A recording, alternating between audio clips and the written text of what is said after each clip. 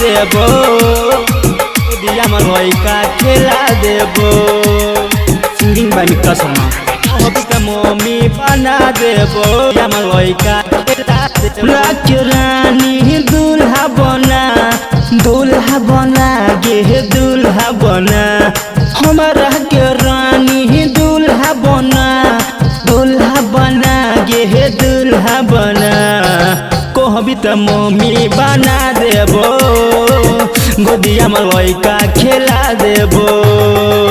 कहबी त मम्मी बना देबो गोदिया में लइका खेला देबो हमारा के रानी दूल्हा बना गे दूल्हा बना हमारा के रानी दूल्हा बना गे दूल्हा बना कहबी त मम्मी बना देबो गोदिया में लइका खेला देबो कहबी त मम्मी बना देबो गोदिया में लइका खेला देबो कहबी त मम्मी बना देबो शिवानी कॉलिंग स्टूडियो नगोछा 0 माइल मिक्स बाय एडी शर्मा कहबी त मम्मी बना देबो गोदिया में लइका खेला देबो मम्मी बना देबो गोदिया में लइका खेला देबो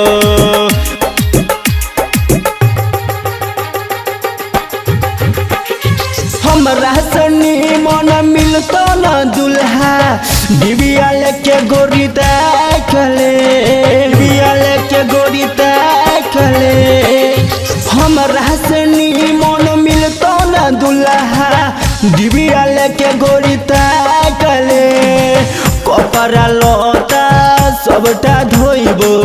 रात के गे सेज सजेबो आना गे गोरी मूड बना गे मूड बना कहबी त मम्मी बना देबो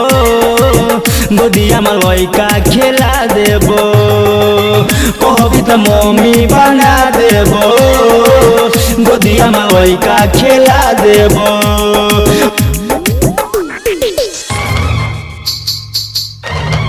मम्मी बना देबो गोदिया में लइका खेला देबो कहबी त मम्मी बना देबो गोदिया में लइका खेला देबो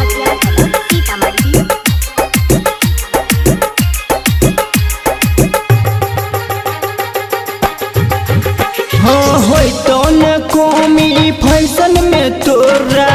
कहे छो बुलबुल राज गे टाटी के घर में पलंग हिलैया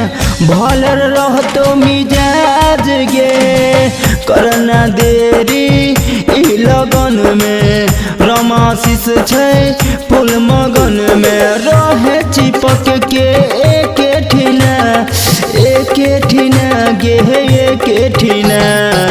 कहबी त मम्मी बना देबो गोदिया में लइका खेला देबो